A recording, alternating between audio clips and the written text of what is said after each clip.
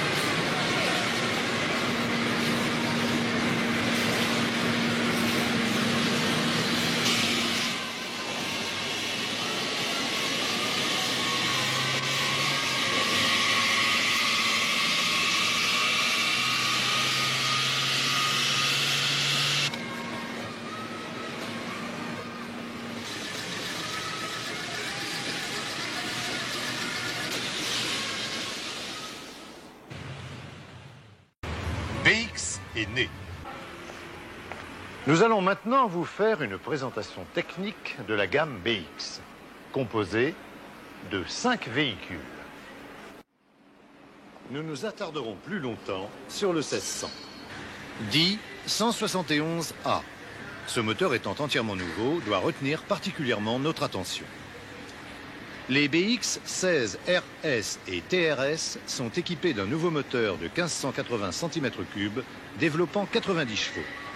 Il est monté transversalement et incliné vers l'arrière de 30 degrés. La conception de ce moteur est la suivante. Bloc en alliage léger, chemise humide, vilebrequin à 5 paliers, axe de piston monté serré dans les bielles. Les soupapes sont commandées par poussoir et un arbre à came en tête entraîné par courroie crantée. Le jeu des soupapes est obtenu à l'aide de grains de différentes épaisseurs placés entre les poussoirs et les queues de soupapes. Le réglage ne nécessite aucun contrôle systématique et ne s'effectue que lors d'une intervention sur la culasse.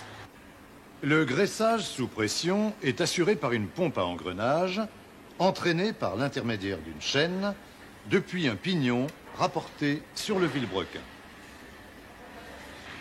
Le refroidissement est assuré par circulation sous pression d'un liquide antigel. La pompe à eau est entraînée par courroie.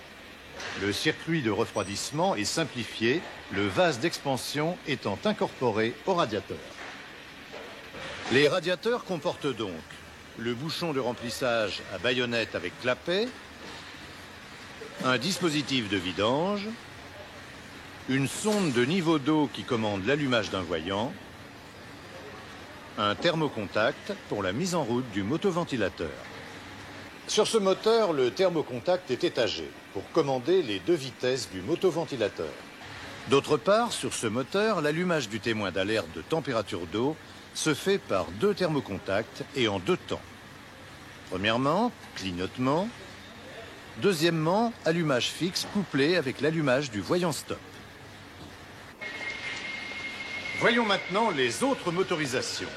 Sur le BX, modèle de base, un moteur de 1360 cm3 appelé 150A et développant 62 chevaux. Sur les BX 14E et RE, un moteur de 1360 cm3 également, mais développant 72 chevaux. Cette puissance étant obtenue par un arbre à came, un carburateur et un allumeur différents. Ces moteurs sont de conception identique à ceux des Visa Super. Le circuit de refroidissement des moteurs 150A et C est identique à ceux des Visa Super, mais sans le vase d'expansion.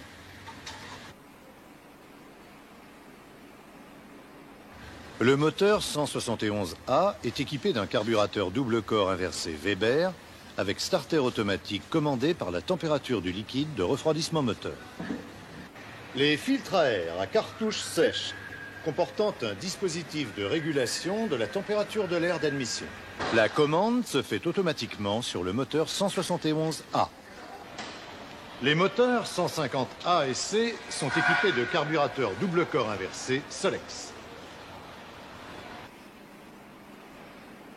Comme pour le 171A, le filtre à air est à cartouche sèche, comportant un dispositif de régulation de la température de l'air d'admission. La commande se fait manuellement avec 3 positions. Sur les 3 moteurs, l'allumage est électronique à déclenchement électromagnétique, avec correction d'avance centrifuge et à dépression.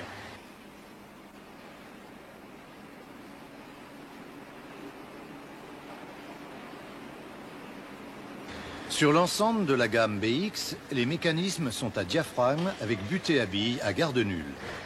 Il n'y a pas de réglage de la garde, seule la hauteur de pédale est réglable. La commande par câble est assistée par un ressort compensateur.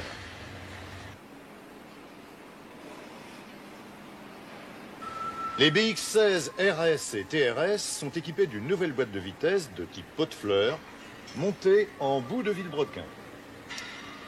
Les carters d'embrayage, de différentiel et de boîte sont en alliage léger. Le couvercle est en tôle. L'arbre primaire monobloc porte les dentures de première, deuxième marche arrière et les pignons fous de 3e, 4e et 5e. Il est monté sur 2 roulements à rouleau conique. L'arbre secondaire porte le pignon de 5e, le train de 3e, 4e et les pignons fous de 1er et 2e. Il est monté côté 5e sur un roulement à billes et côté couple cylindrique sur un roulement à rouleau cylindrique. La commande interne des vitesses se fait pour les 1er, 2e, 3e et 4e par des fourchettes coulissantes sur un axe fixe. La fourchette de 5e est commandée par un axe spécifique. La marche arrière est commandée par un basculeur. La commande externe des vitesses se fait par 2 tringles, une pour la sélection, une pour le passage. Les tiges de liaison avec la boîte de vitesses sont à rotule et réglables. Le déverrouillage de la marche arrière s'effectue au niveau du levier de sélection, comme ceci, sur les BX16 RS et TRS. Transmission homocinétique, avec côté boîte un joint tripode et côté roue un joint à billes. Les transmissions droite et gauche sont de longueurs différentes. L'arbre droit le plus long est porté par un roulement à billes dans un palier sur le carter moteur. Du côté gauche, un ressort plaque le tripode contre le boîtier de différentiel. La version de base BX est équipée d'une boîte de vitesse à 4 rapports du type BH3 PIS, semblable aux boîtes de Visa Super E au rapport de couple cylindrique près. Les BX14E et RE sont équipés d'une boîte de vitesse à 5 rapports de type BH3-5, semblable à celle des Visa Chrono. Sur les BX, BX14E et RE, les transmissions sont les mêmes que celles des Visa Super. Le circuit hydraulique comprend le réservoir et le bloc fonctionnel avec la jauge de liquide et les filtres. La pompe volumétrique à 5 pistons entraînée par courroie trapézoïdale, le conjoncteur-disjoncteur à tiroir pilote avec l'accumulateur principal, la vanne de sécurité qui permet l'alimentation directe des freins avant et après montée en pression, l'alimentation des suspensions avant et arrière. Cette vanne commande l'allumage d'un voyant en cas de chute de pression dans les circuits hydrauliques. Les freins avant sont alimentés par la pression de l'accumulateur principal. Les freins arrière sont commandés par la pression de suspension arrière qui agit aussi sur le compensateur en fonction de la charge.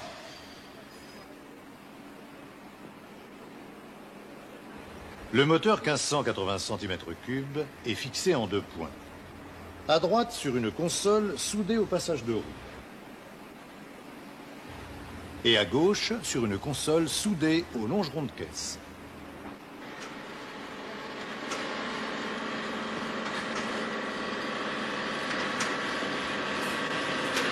Enfin, un dispositif anti-couple entre le bloc moteur et la traverse d'essieu, qui est dans ce cas relié à la traverse avant de caisse par un ski vissé. L'essieu avant est de type McPherson à suspension hydropneumatique.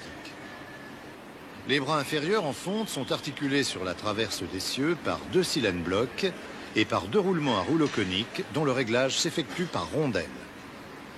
Une barre stabilisatrice relie les bras par l'intermédiaire de leviers à rotule et assure la commande du correcteur de hauteur. Les boîtiers de rotule sont vissés dans les pivots. Les moyeux sont montés sur des roulements à 2 rangées de billes à contact oblique.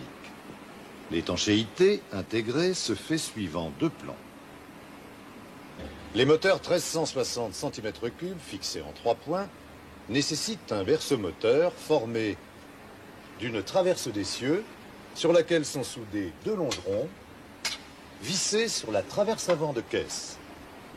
Les 2 longerons reçoivent les supports moteurs, 2 à gauche et 1 à droite. L'essieu arrière est du type à roue tirée par 2 bras articulés sur la traverse d'essieu par l'intermédiaire de 2 roulements à rouleau conique. Une barre stabilisatrice relie les bras sur lequel elle est fixée par bride. Cette barre commande le correcteur de hauteur. Le moyeu est monté sur roulement à double rangée de billes à contact oblique, dont la bague extérieure est constituée par le moyeu lui-même. L'étanchéité est réalisée côté intérieur par joint double lèvre, intégré au roulement et portant sur une coupelle en tôle rapportée sur le bras. Et côté extérieur par un bouchon. L'élément porteur hydraulique est serré dans la pince du pivot et fixé à la partie supérieure sur le passage de roue. L'amortisseur est intégré au bloc pneumatique. Les butées de débattement et contre-débattement sont intégrées à l'élément porteur. Le cylindre de suspension étant fixé positivement sur l'essieu, l'échange des sphères se fait sans risque de rotation du cylindre de suspension. Les butées de débattement sont fixées sur la caisse. Les butées de contre-débattement sont fixées sur la traverse d'essieu. Sur la traverse d'essieu est fixée la direction du type pignon crémaillère. La liaison avec les pivots est réalisée par des barres d'accouplement à double rotule réglable. La liaison avec le volant est réalisée par un flector et une colonne de direction à cardan. Les cales placées sous le carter permettent d'obtenir une épure de direction correcte qui conditionne la tenue de route du véhicule. Le contrôle de l'épure n'est nécessaire qu'après remplacement de l'unité.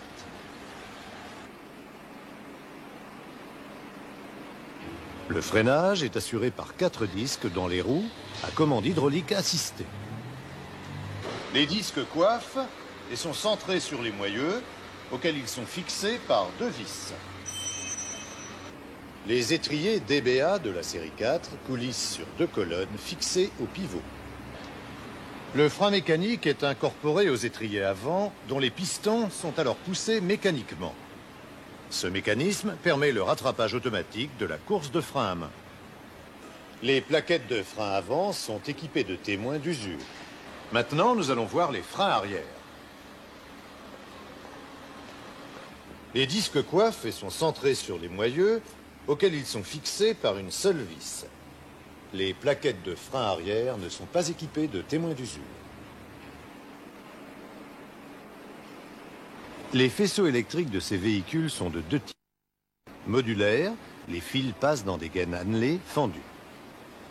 Nappes, ils sont alors plats avec un nombre variable de conducteurs qui peuvent être doublés pour une même fonction si l'intensité du courant à passer est importante. De plus, ces faisceaux sont prévus pour le branchement d'équipements d'origine, suivant les versions. Nous avons déjà découvert ensemble certaines nouveautés. En voici une autre que je vous invite à regarder. Le boîtier électrique regroupant les fusibles et relais est implanté sous la planche de bord du côté gauche. Ce boîtier a l'avantage de protéger et séparer toutes les fonctions par la présence de 12 fusibles. La dépose des organes électriques, tels que batterie, démarreur, alternateur, est facilitée par l'accessibilité aisée. Le tableau de bord est composé de contacteurs modulaires dont la dépose est facile, soit pour leur échange ou pour leur remplacement par des interrupteurs permettant des équipements optionnels ou d'accessoiries.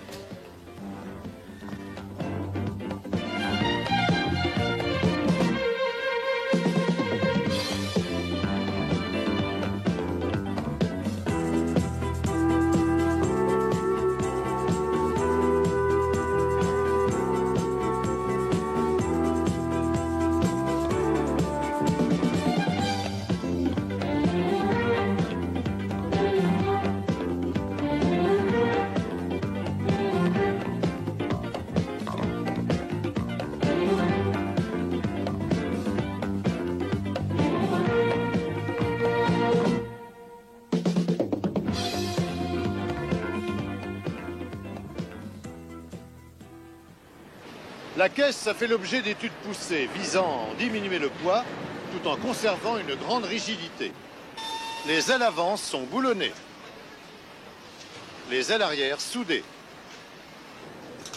Les charnières de porte sont soudées sur la caisse et sur les portes.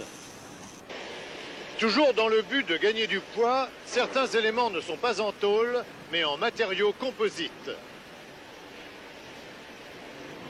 Les finitions latérales de pavillon, dont vous voyez ici la mise en place dans la zone d'étanchéité. Le capot moteur. Les custodes selon les versions.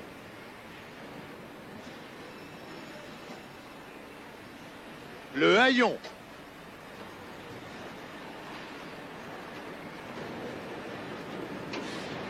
La trappe de remplissage d'essence. La grille devant. Les pare-chocs avant et arrière sont en polypropylène teinté, en harmonie avec la caisse. Le pare-brise, la lunette arrière et, suivant les versions, les vitres du custode, sont collés au gurite et contribuent ainsi à la rigidité de la caisse.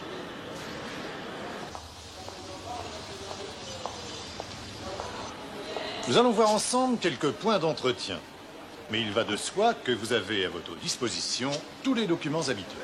À cet effet, je me permets de vous rappeler l'existence d'un guide d'entretien spécifique aux véhicules BX. Les fréquences des opérations de station-service et d'entretien sont respectivement de 10 000 et 20 000 km au lieu des 7 500 et 15 000 km, toujours d'actualité sur les autres véhicules essence de la gamme Citroën. Lors de l'étude de ces véhicules, une attention particulière a été portée pour faciliter l'entretien et les interventions mécaniques. Ainsi, l'accessibilité des vis de richesse et de ralenti simplifie les réglages de carburateur.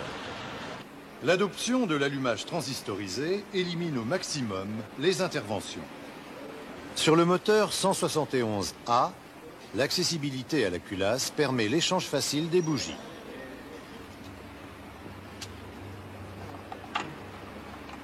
Le capotage amovible libère l'accès à la courroie de distribution. Le calage de la distribution est facilité par l'utilisation de piges. Il y a deux possibilités pour la vidange moteur, soit normale par gravité, soit par aspiration, et ceci sur l'ensemble de la gamme BX. Pour le niveau d'eau, il suffit d'enlever le bouchon. Puis on plonge au fond du radiateur la jauge à huile, préalablement essuyée, et l'on doit avoir une hauteur d'eau de 200 mm minimum. Quel que soit le moteur, il est possible de procéder au remplacement de l'embrayage sans dépose du groupe motopropulseur. Nous vous avons déjà dit qu'il n'y avait pas de réglage de garde d'embrayage et que seule la hauteur de la pédale est réglable. Ce réglage s'effectue sur le renvoi. Parlons réglage de hauteur. À l'avant, les hauteurs sont mesurées entre le milieu du berceau et le plan du sol. Les hauteurs arrière sont mesurées entre le tube de fixation des bras arrière et le plan du sol, comme ceci. Pour terminer dans le domaine de l'entretien, nous allons parler frein. Et tout d'abord, levage du véhicule.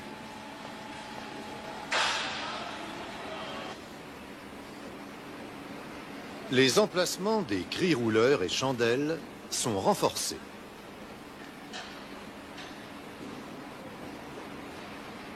Le grille rouleur se place au milieu et les chandelles à chaque extrémité des bas de caisse.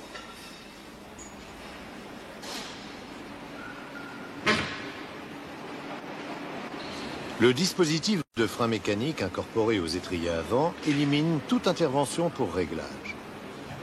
Le remplacement des plaquettes est facilité par l'accessibilité aisée à celle-ci. À l'avant, le recul du piston s'obtient en tournant et en poussant simultanément le piston.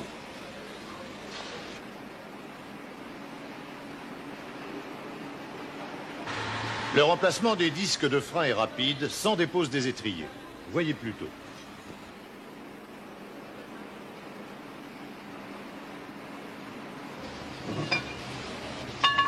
Voyons également la dépose facile des phares et des clignotants. Pour le phare, après déconnexion, on dégage les deux verrouillages intérieurs et le troisième par pivotement.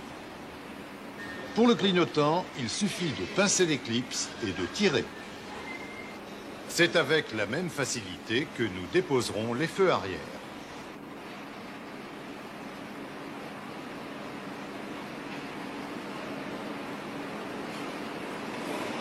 Puisque nous parlions de facilité en démontage et montage, Alain va nous montrer la dépose d'un pare-choc. Venez avec moi. Après avoir retiré les 7 vis placées sous le pare-choc, puis les 3 supérieures, avancez d'environ 2 cm le pare-choc. Écartez légèrement chaque côté et l'amenez.